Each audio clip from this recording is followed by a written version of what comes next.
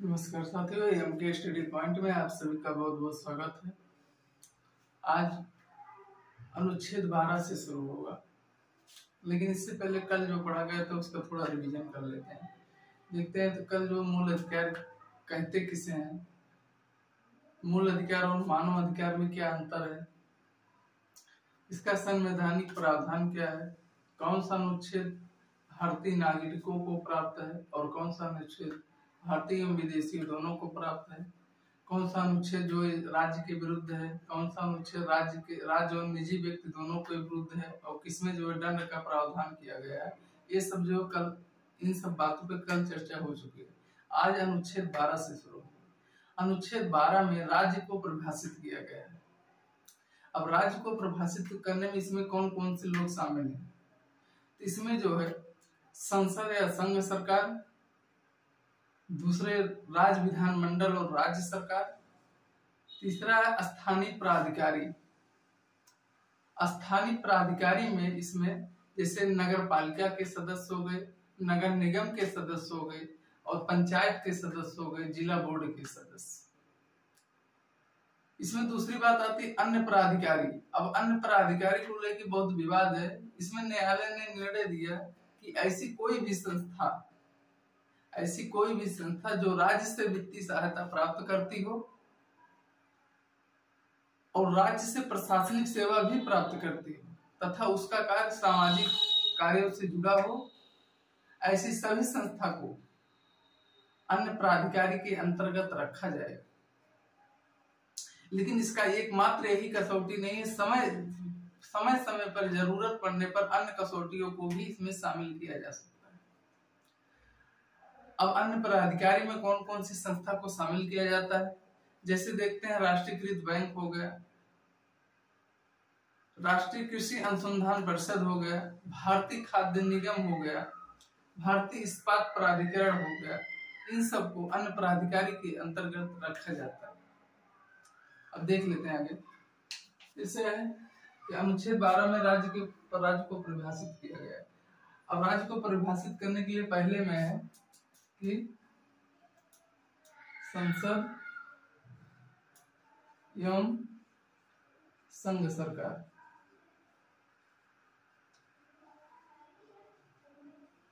इसी में दूसरा है राज्य विधानमंडल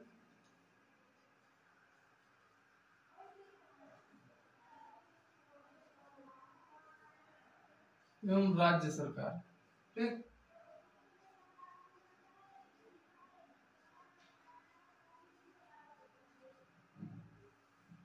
अब तीसरे नंबर पे इसमें है कि अन्य प्राधिकारी। अन्य प्राधिकारी में जैसे आपको देख लें नगर पालिका के सदस्य,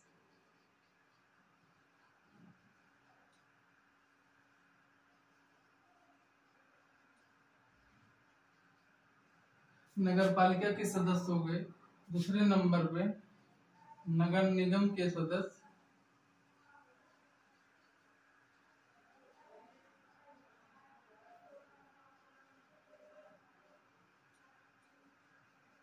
और उसके बाद तीसरे नगर निगम के सदस्य, उसके बाद पंचायत के सदस्य,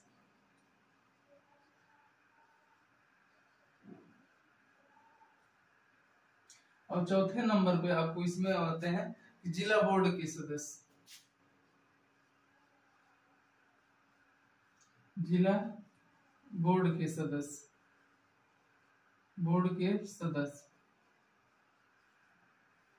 इन सबको जो स्थानीय प्राधिकारी के अंतर्गत रखा गया है। अन्य प्राधिकारी में कौन कौन से शामिल हैं, जिसे आपको बताया कि न्यायालय ने इसकी मानक कसौटियां माना, जिसमें जो राज्य से वित्तीय सहायता प्राप्त करता हो और राज्य से प्रशासनिक सहायता भी प्राप्त करता हो और उसकी सेवा जो सार्वजनिक सेवा कार्यों से जुड़ा हो, उन्हें जो है अन्य प्राधिकारियों के अंतर्गत रखा गया है। जैसे देखते हैं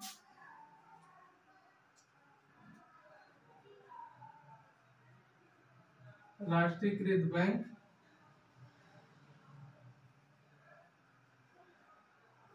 दूसरे नंबर पे है राष्ट्रीय कृषि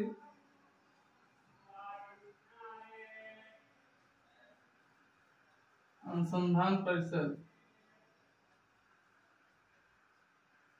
अनुसंधान परिषद इत्यादि, इन सबको जो है अन्य प्राधिकारी के अंतर्गत रखा गया है।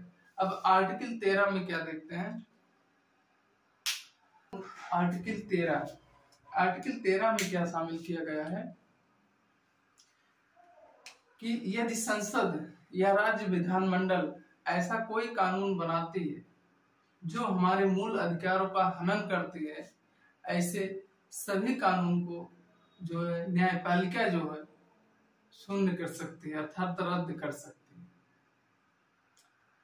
है। फिर उसके बाद आर्टिकल 13 को 4 खंडों में देखते हैं। 13 first, 13 second, 13 third, 13 fourth. 13 first में क्या है कि संविधान निर्माण की पूर्व की विधियों से सुरक्षा है।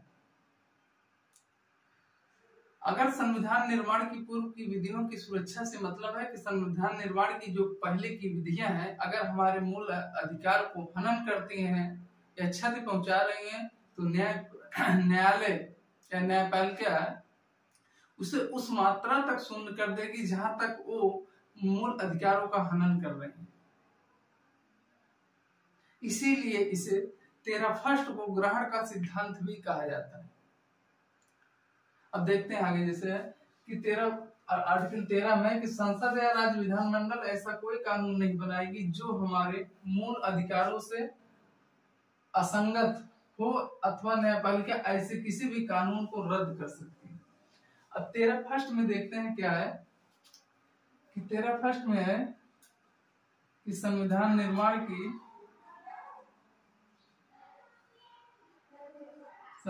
निर्माण की पूर्व की विधियों से सुरक्षा है। पूर्व की विधियों से सुरक्षा है। संविधान निर्माण की पूर्व की विधियों से सुरक्षा है। एक 13 सेकंड में है कि संविधान निर्माण की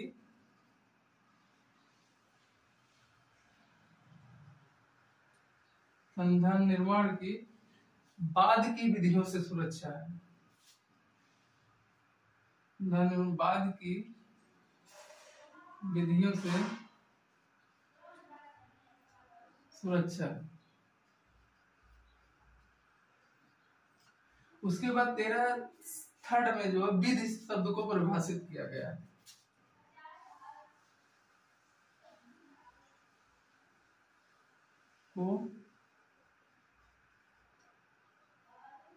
परिभाषित किया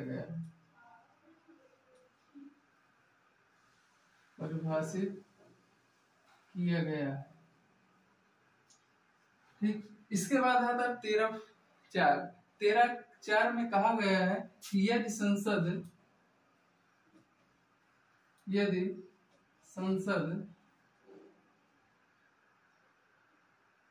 अनुच्छेद 368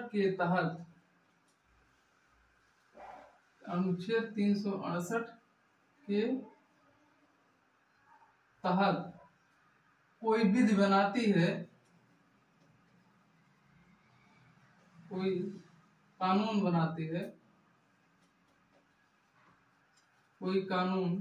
बनाती है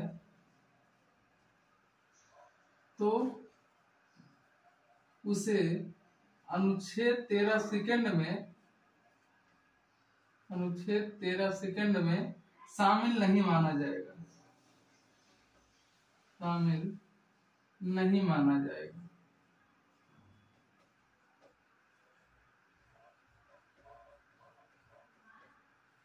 अब एक एक करके देखते हैं। जैसे कहा गया है कि अनुच्छेद 13 फर्स्ट में कहा गया कि संविधान निर्माण की पूर्व की विधियों से सुरक्षा दिया गया। संविधान निर्माण की पूर्व की विधियों से सुरक्षा का मतलब यह है कि अगर संविधान निर्माण से पहले जो विधियां बनी हुई थी अगर वो वर्तमान में मूल अधिकारों को हनन पहुंचा रही हैं तो न्यायपालिका जो है उसे उस मात्रा तक शून्य कर देगी जहां तक वो उसको हनन पहुंचा रही है, क्षति पहुंचा रही है। इसीलिए इसे ग्रहण के सिद्धांत भी कहा जाता है। फिर उसके बाद 13 सेकंड में देखते हैं कि संविधान निर्माण की बाद की विधि। अगर संविधान निर्माण के बाद की अगर कोई विधि मूल अधिकारों का हनन पहुंचा रही है, क्षति पहुंचा रही है, तो न्यायपालिका भी उसे उस मात्रा तक शून्य कर देगी जिस जहां तक वो उसको क्षति पहुंचा रही है। संविधान निर्माण की सेकंड की विधियां हो गई। उसके बाद है विधि शब्द को परिभाषित किया। अब विधि शब्द में कौन कौन से लोग सम्मिलित हैं, इसे देखते हैं। पहला है कि संसद या राज्य विधानमंडल, दूसरा राष्ट्रपति और राज्यपाल द्वारा जारी किया गया आदेश, समाज की, तीसरा है कि समाज की ऐसी रीतियां, प्रथा, रूढ़ियां जो हमारे मूल अधिकार को हनन पहुंचा रही हैं, ऐसी सभी रीति रिवाज को जो है हम विधि के अंतर्गत रखते हैं। जैसे देखते हैं इसमें कि राष्ट्रपति और राज्यपाल द्वारा जारी किया गया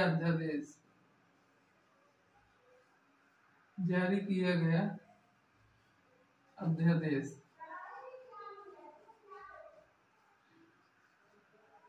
समाज की ऐसी रीति रिवाज,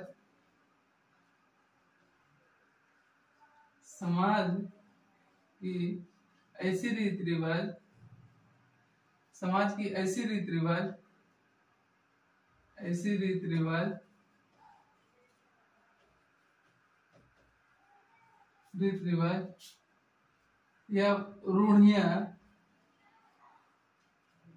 जो मूल अधिकार को क्षति पहुंचाती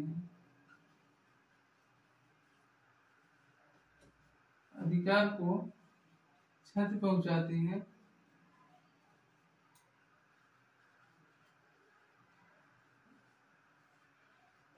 इन सब को जो है विधि के अंतर्गत रखा जाएगा। फिर उसके बाद आता है 13(4) में कहा गया कि यदि संसद आर्टिकल 368 के तहत कोई विधि बनाती है तो उसे 13 सेकंड में नहीं शामिल माना जाएगा। ठीक, ये जो है इसमें 13(4) में कहा गया है। अब विवाद होता है कि अनुच्छेद 13 और अनुच्छेद 368 के लेके मूल विवाद होता है।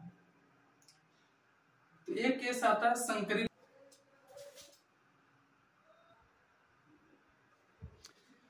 अब देखते हैं कि अनुच्छेद 13 और 368 में मूल विवाद क्या है। तो अनुच्छेद 13 और 368 में मूल विवाद यह है कि 368 के तहत बनाई गई कोई भी विधि अनुच्छेद 13 सेकंड में शामिल नहीं माना जाएगा। इस पे न्यायालय ने सर्वप्रथम अपना शंकरी प्रसाद केस में जो निर्णय सुनाया। अब वो कौन कौन से 4 केस है उसको देखते हैं। जैसे पहला केस है शंकरी प्रसाद केस।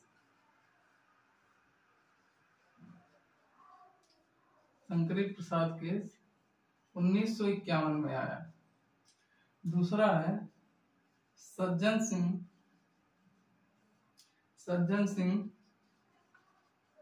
बनाम राजस्थान का मामला आता है। ये 1965 में लगभग आता है। उसके बाद गोलकनाथ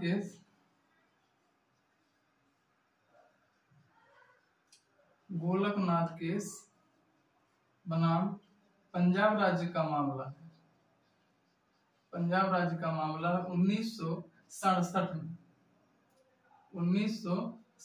में। उसके बाद चौथा है केशवानंद भारती केस, केरल राज्य का मामला। केशवानंद भारती केस 1973 में। अब एक एक करके देखते हैं। केशवानंद केस, शंकरी प्रसाद केस 1951 में कहा गया कि 368 के तहत बनाई गई कोई भी विधि 13 सेकंड में शामिल नहीं मानी जाएगी, क्योंकि बस उसका संबंध सामान्य विधियों से। शंकरी प्रसाद केस में कहा गया। उसके बाद आता है सज्जन सिंह बनाम राजस्थान का मामला, 1965 में आता है। इन्होंने शंकरी प्रसाद केस को वैध बताया। सज्जन सिंह बनाम राजस्थान के मामले में इनको सहमति व्यक्त की, नहीं ये सही है कि उसमें शामिल नहीं माना जाएगा। उसके बाद गोलकनाथ केस बनाम पंजाब राज्य का मामला आता है। इन्होंने शंकरी प्रसाद सज्जन सिंह बनाम केस को पलट दिया और कहा कि अनुच्छेद 368 के तहत बनाई गई कोई भी विधि वह अनुच्छेद 13 में शामिल मानी जाएगी, अर्थात अतः इसका संबंध दोनों विधियों से। इन्होंने इनके केस को पलट दिया। ठीक, उसके बाद इसी में फिर आगे चलकर संसद ने 24वां गोलकनाथ केस को के प्रभाव को समाप्त करने के लिए 24वां संविधान संशोधन 1971 करते हैं और इस संशोधन के माध्यम से यह प्रावधान कर दिया कि अनुच्छेद 368 के तहत बनाई गई कोई भी विधि वह 13 सेकंड में शामिल नहीं मानी जाएगी। उसके बाद चौथा केस आता है केशवानंद भारती केस 1973 का मामला आता है। इनमें पलट दिए और अनुच्छेद इसके माध्यम से यह कहा गया कि 368 के तहत बनाई गई विधि 13 सेकंड में शामिल नहीं मानी जाएगी, शामिल नहीं मानी जाएगी। उसके बाद केशवानंद भारती केस आता है जो संसद 24वां संविधान संशोधन 1971 में किए हैं। इसमें संसद ने यह व्यक्त किया है कि इसमें 368 के तहत बनाई गई कोई विधि 13 सेकंड में शामिल नहीं मानी जाएगी। केशवानंद भारती केस में इसे वैध बताया गया है और केशवानंद भारती के इसी केस में जो है इसमें जो है आपको आधारभूत ढांचे के सिद्धांत को भी प्रतिपादित किया गया है। इसमें आधारभूत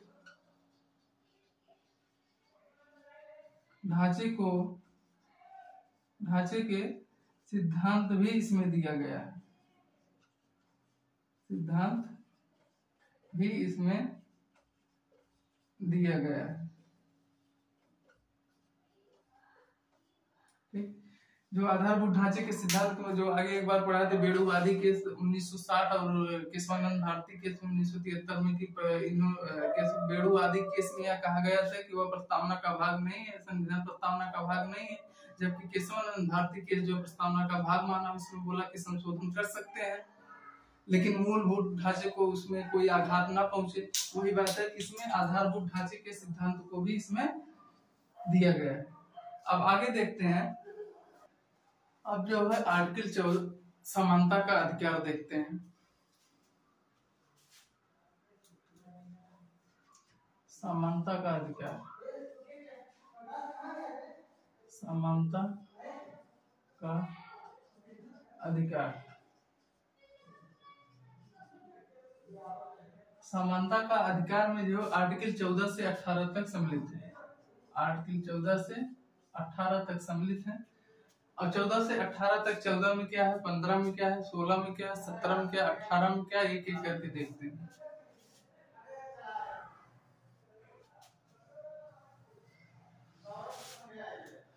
अनुच्छेद 14 में और अनुच्छेद 15, अनुच्छेद 16 और अनुच्छेद 16, अनुच्छेद 17 और अनुच्छेद 18। अब देखते हैं कि अनुच्छेद 14 में क्या सम्मिलित है। तो अनुच्छेद 14 में विधि के समक्ष समता तथा विधियों का समान संरक्षण शामिल है। विधि के समक्ष समता, विधि के समक्ष समता का प्रावधान किया गया है, प्रावधान किया गया है। अब देखते हैं आर्टिकल 15 में क्या कहा गया है। आर्टिकल 15 में कहा गया है कि राज्य 5 आधार पर सार्वजनिक स्थल पर, सार्वजनिक स्थल पर भेदभाव नहीं करेगा, भेदभाव नहीं करेगा। इसी प्रकार से आर्टिकल 16 में कहा गया है कि राज्य 7 आधार पर सरकारी नौकरियों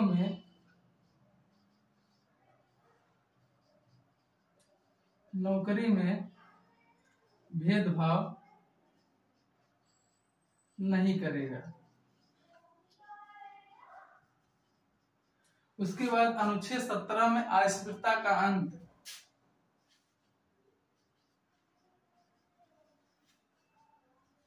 अस्पृश्यता का अंत। उसके बाद आर्टिकल 18 में उपाधियों का अंत शामिल है।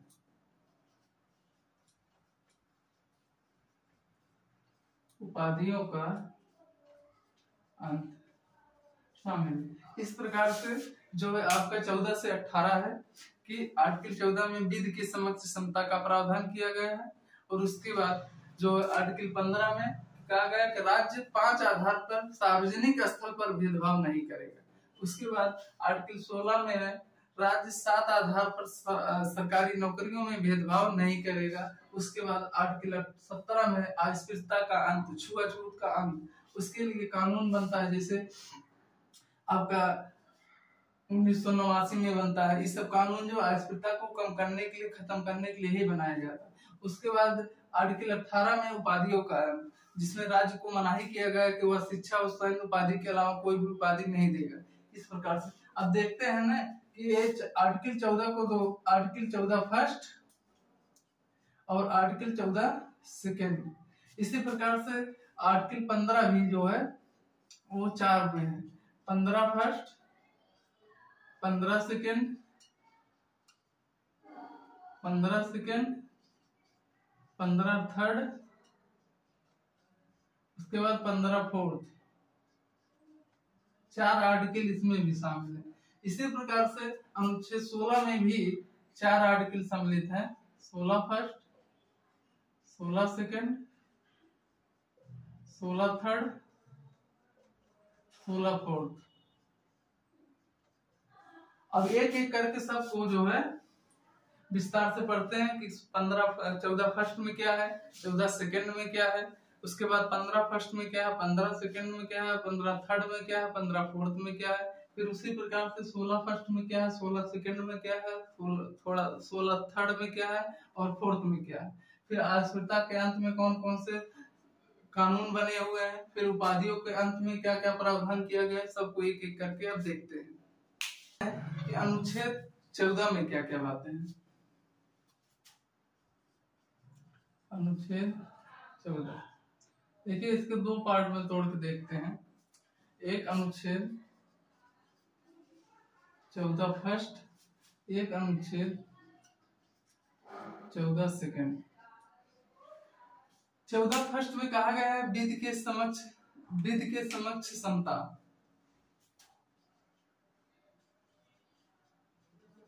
विधि के समक्ष समता। और 14 सेकेंड में कहा गया विधियों को समान संरक्षण।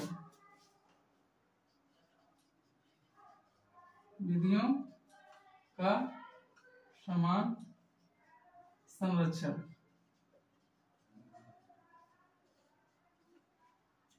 देखिए, विधि के समक्ष समता का मतलब है कि विधि सबके लिए समान है, और विधियों का समान संरक्षण का मतलब है विधियों का सबको समान तरीके से संरक्षण देना है। और विधि के समक्ष समता यह नकारात्मक अवधारणा है, यह नकारात्मक अवधारणा है जो कि ब्रिटेन से लिया गया है, ब्रिटेन से लिया गया है। जबकि यह सकारात्मक अवधारणा है, जबकि यह सकारात्मक अवधारणा है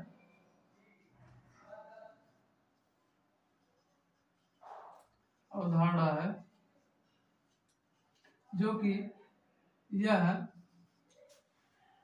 अमेरिका से लिया गया है।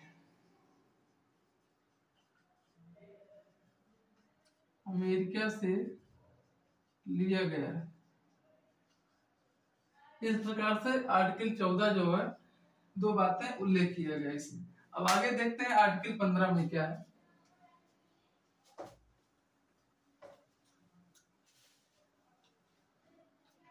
आर्टिकल 15 देखते हैं।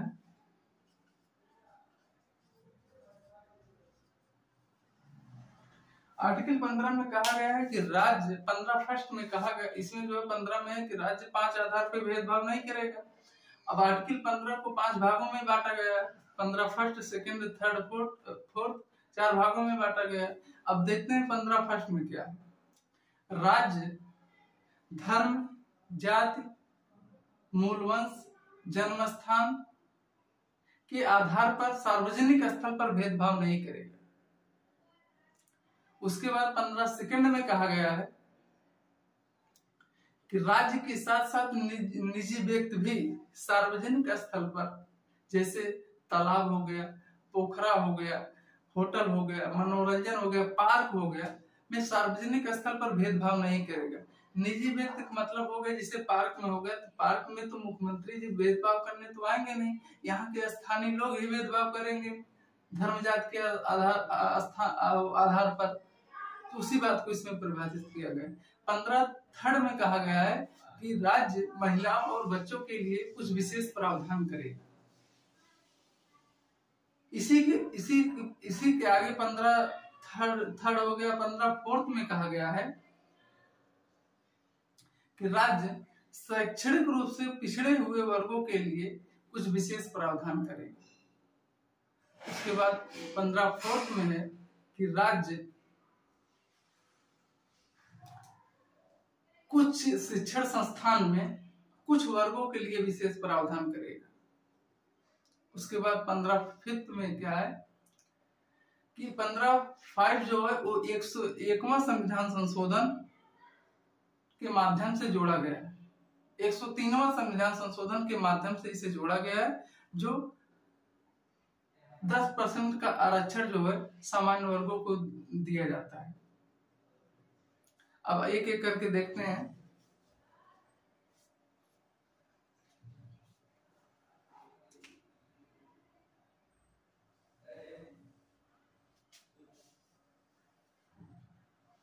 जैसे अनुच्छेद 15 फर्स्ट, अनुच्छेद 15 सेकेंड, अनुच्छेद 15 थर्ड, अनुच्छेद 15 फोर्थ और अनुच्छेद 15 5। अब एक एक करके इसमें देखते हैं। जैसे कहा गया है कि राज्य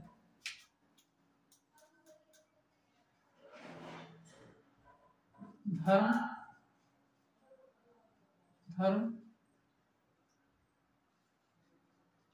जात, लिंग, धर्म, जात, लिंग, मूलवंश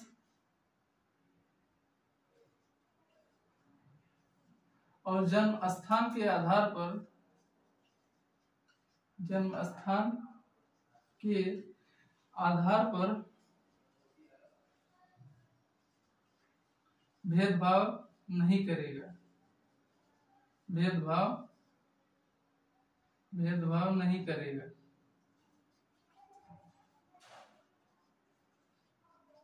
सार्वजनिक स्थल पर, सार्वजनिक स्थल पर।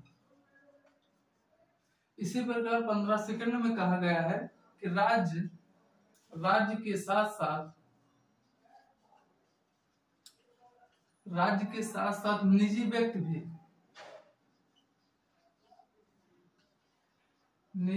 भी जैसे होटल हो गया, तालाब हो गया, पोखर हो गया, निजी व्यक्ति भी तालाब, पोखर, होटल, मनोरंजन करने के स्थान या पार्क में भेदभाव नहीं करेगा, में भेदभाव नहीं करेगा। इन दोनों में सार्वजनिक स्थल शामिल है, सार्वजनिक स्थल। फिर इसी प्रकार से अनुच्छेद 15 में देखते हैं कि राज्य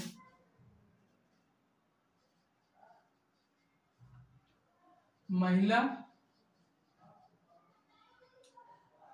एवं बच्चों के लिए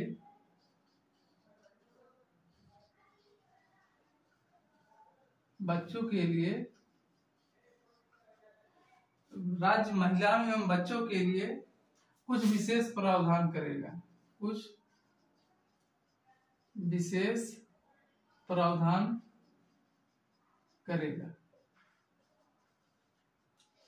इसी प्रकार से 15 देखते हैं। आर्टिकल 15(4) में क्या कहा गया है? राज्य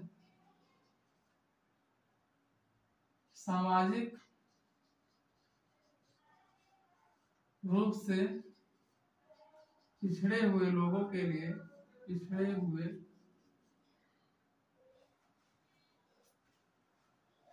पिछड़े हुए वर्गों के लिए कुछ विशेष प्रावधान करेगा, कुछ विशेष प्रावधान करेगा। उसके बाद 15(5) में क्या है कि 101वां देखते हैं कि 15 में क्या क्या है। तो 15 में जैसे हो गया, राज्य धर्म, जात, लिंग, मूलवंश, जन्म स्थान के आधार पर सार्वजनिक स्थल पर भेदभाव नहीं करेगा। उसके बाद 15 सेकंड में कि राज्य के साथ साथ निजी व्यक्ति भी तालाब हो गया, पोखरा हो गया, होटल, मनोरंजन के स्थान, पार्क में भी भेदभाव नहीं करेगा। 15 थर्ड में है कि राज्य महिलाओं एवं बच्चों के लिए कुछ विशेष प्रावधान करेगा, जैसे आर्टिकल 42 के साथ मातृत्व अवकाश हो गया, और बच्चों के लिए जो है पोषण और शिक्षा का प्रावधान इसी में शामिल, जैसे मातृत्व अवकाश हो गया, मातृत्व अवकाश हो गया। उसके बाद बच्चों के लिए जो पोषण हो गया एवं शिक्षा का प्रावधान जो है इसी में शामिल किया गया। उसके बाद 15(4) में कहा गया कि राज्य सामाजिक रूप से पिछड़े हुए वर्गों के लिए कुछ विशेष प्रावधान करेगा। ये मूल संविधान में नहीं था, इसे 73वें संविधान संशोधन 2005 के माध्यम से शामिल किया गया। 15(5) में है कि राज्य कुछ शिक्षण संस्थान में कुछ वर्गों के लिए विशेष प्रावधान करेगा। ये जो है राज्य कुछ वर्गों के लिए कुछ विशेष प्रावधान करेगा।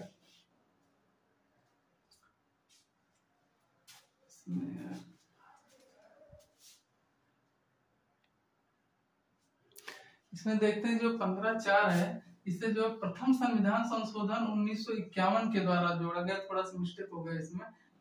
15(4) जो है प्रथम संविधान संशोधन 1951 के माध्यम से जोड़ा गया, जबकि 15(5) जो है इसे 93वां संविधान संशोधन 2005 के माध्यम से जोड़ा गया। इसी प्रकार 15(6) आर्थिक रूप से कमजोर वर्गों के सामान्य वर्गों को 10% का आरक्षण जो है 15(6) में दिया गया। अब देखते हैं कौन कौन से, जैसे है कि 15(1) में क्या है कि राज्य धर्म, जात, लिंग, मूलवंश और जन्मस्थान के आधार पर भेदभाव नहीं करेगा सार्वजनिक स्तर पर। 15(2) में कहा गया है कि राज्य के साथ साथ निजी व्यक्ति भी तालाब, पोखर, होटल, मनोरंजन, पार्क में सार्वजनिक स्थल पर भेदभाव नहीं करेगा।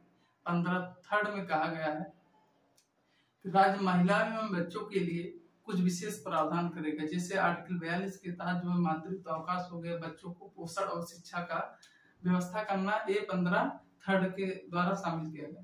15(4) में है, इससे 15(4) को जो प्रथम संविधान संशोधन 1951 के द्वारा जोड़ा गया है। 15(4) को प्रथम संविधान संशोधन 1951 के द्वारा जोड़ा गया। इसमें है सामाजिक रूप से कुछ पिछड़े हुए वर्गों के लिए राज्य कुछ विशेष प्रावधान करेगा। उसी प्रकार से 15(5) जो है राज्य कुछ शिक्षण संस्थान में कुछ वर्गों के लिए विशेष प्रावधान करेगा।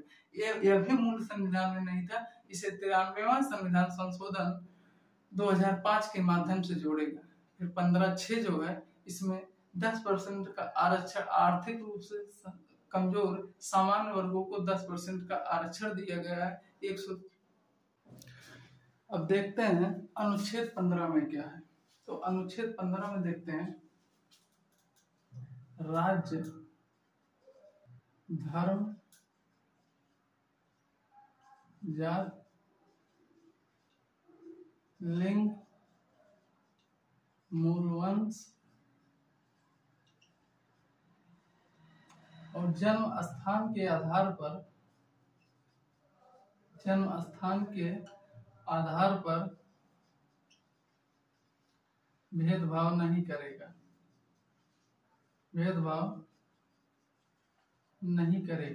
इसी प्रकार से जो है आर्टिकल 15 सेकंड में क्या है कि राज्य के साथ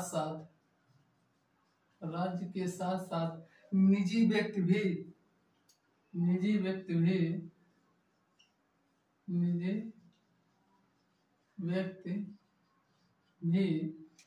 जैसे तालाब हो गया, पोखर हो गया, होटल हो गया,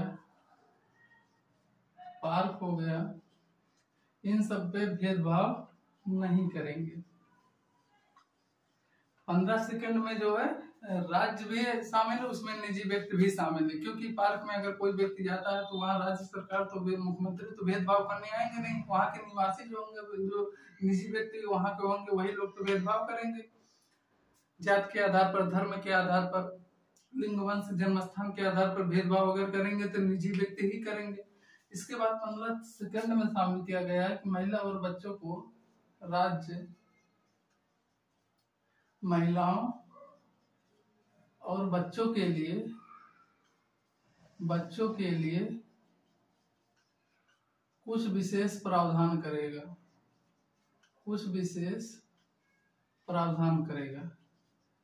ये 15 थर्ड में। 15 फोर्थ में देते हैं कि राज्य सामाजिक पिछड़े हुए वर्गों के लिए कुछ विशेष प्रावधान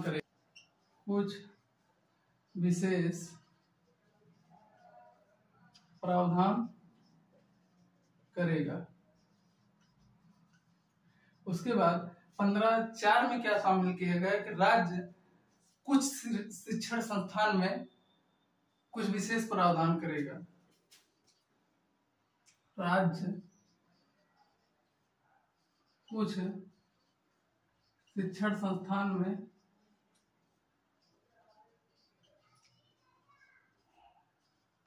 कुछ वर्गों के लिए विशेष प्रावधान करेगा।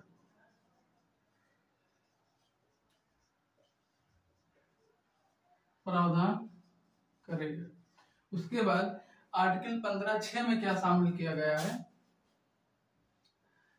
कि आर्थिक रूप से कमजोर सामान्य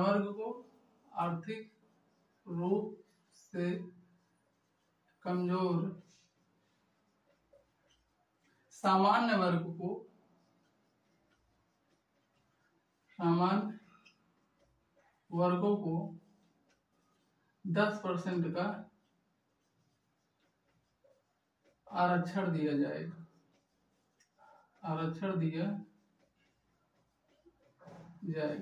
अब देखते हैं कि 15 फर्स्ट में क्या है कि राज्य धर्म, जात, लिंग, मूलवंश और जन्म स्थान के आधार पर भेदभाव नहीं करेगा। 15 फर्स्ट में कहा गया।